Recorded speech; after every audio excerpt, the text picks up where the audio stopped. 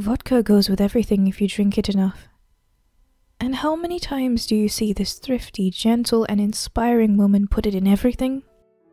What do you think was so bad about this handy meatloaf recipe demonstration that ended up with you on Fail Blog? Well, there's only one way to find out. This isn't so much of a documentary that it is a gallery, a circus tour. And me?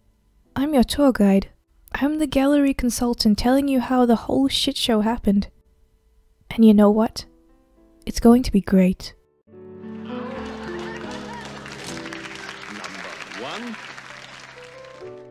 Sandra here is what you call a semi-homemade chef, or rather what she calls herself.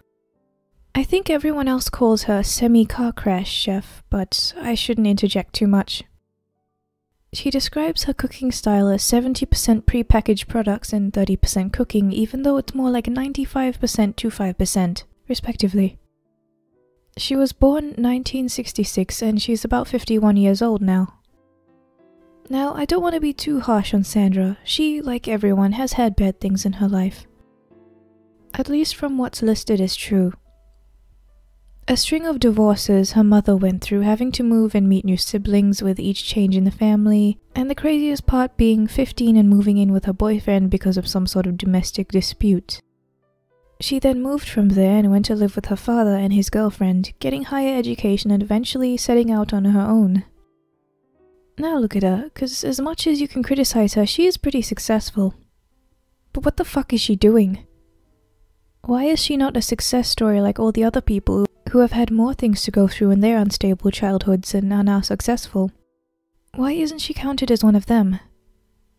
Allow me to explain that. So in December of her junior year, Sandra attended something called Le Cordon Bleu, a hospitality education system, the world's largest to be exact.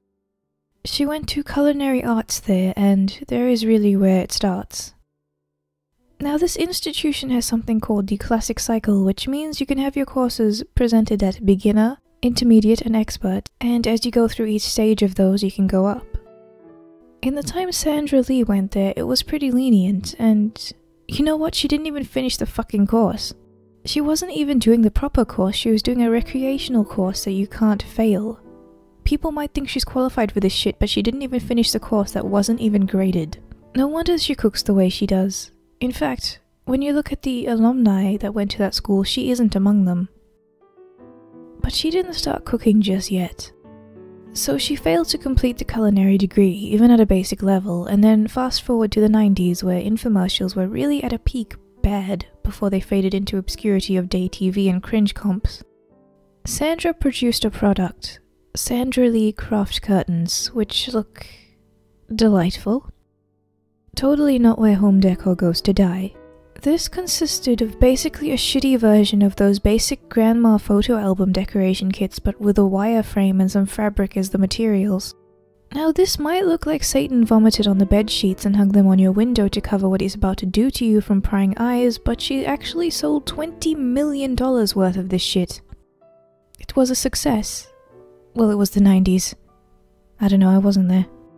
So that's when the cooking starts, on Food Network in 2003, and it includes a segment where she takes those shitty curtain ideas and bastardizes the table with them in the theme of whatever hot garbage she pulled out of the oven by the end of the episode. She called them tablescapes, and I can see the curtain inspiration here if you know what I mean. So there were some other spin-off shows that weren't really important, and in the end she wins a Daytime Emmy Award in 2012, so that's it for the timeline. Oh yeah, and she briefly had cancer at some point I think, so let's get into the fun stuff.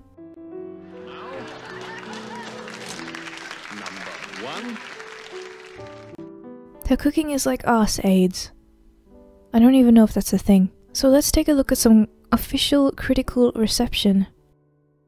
So first up, the Seattle Post-Intelligencer reviewed Lee's cookbook Semi-Homemade Cooking, criticizing her book and the weird method she has of dumping shit into a bowl and stirring it around a bit. The response of this review was, "That was more impassioned than I anticipated," and most of the readers agreed, but a few of those people were Sandra's fans, one saying, "Lots of people who don't want to take the time to shred a cup of carrots want to cook a good meal, even though that doesn't make an excuse. I mean, really, if I want to draw a good picture, I can't just pull a DeviantArt and repaint someone else's. That's not my picture, that's just me using something and being lazy. If you know how to put a microwave meal in the microwave, that doesn't make you a fucking cook. That makes you barely functioning like the rest of us. Oh, please tell me how to cook ramen, it's just too complicated for me. Just because you don't want to cook and take the time to do so doesn't mean that you should act like it's Sandra, who is the god on earth just because she gives you an out to cooking. Stop it. Get some help.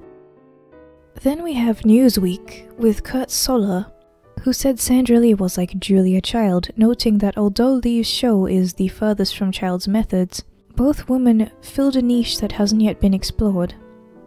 If you don't know, Julia Child was like Sandra Lee in the 1960s, and she was criticized for saying that you should add substitutes to food instead of the actual ingredients and come out with something of equal quality. I know there's nothing wrong with that, but apparently she went really overboard, so you can see the comparison here. So there's that, and then there's the Kwanzaa cake.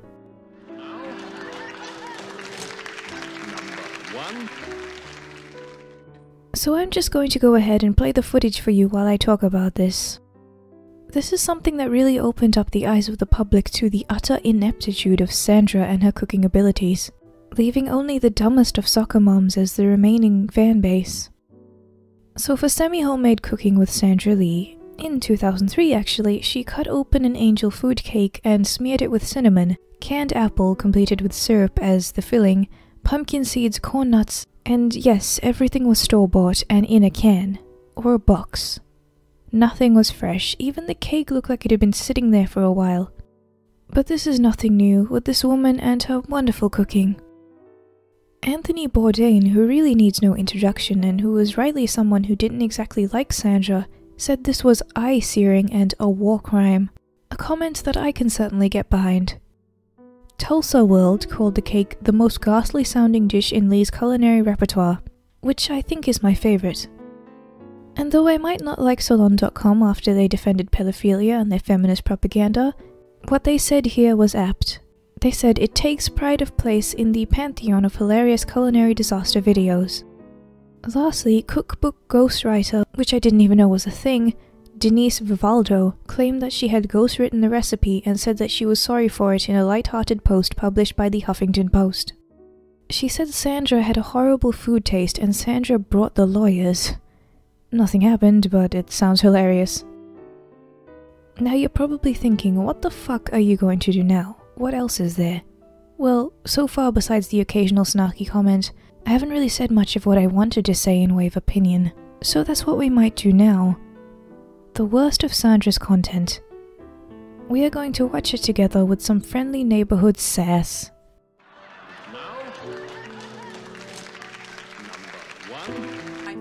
Holy shit, what the fuck is that? It looks like a new kind of disease. I mean, it doesn't help that Sandra looked like she killed 5 people, but whatever. That looks like it's been sitting there for about 5 years. And now she's just gonna scoop a bunch of shit into a bowl like she usually does. Why the fuck are you doing that? You fucked up the Kwanzaa cake and now you just... Oh, of course it's blue because of Jews. Why is she doing this when the last one fucked up so bad? It's basically the same thing. Of course, marshmallows, that's great.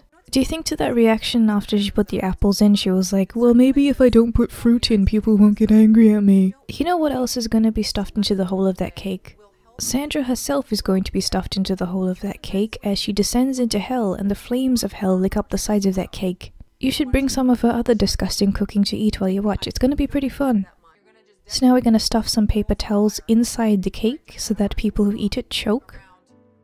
And that, ladies and gentlemen, is how you kill your husband. Lady, do you really think that cleaning the cake is gonna help you?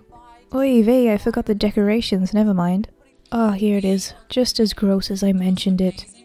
Weirdly enough, I think the candles in that are the most edible thing out of all of this.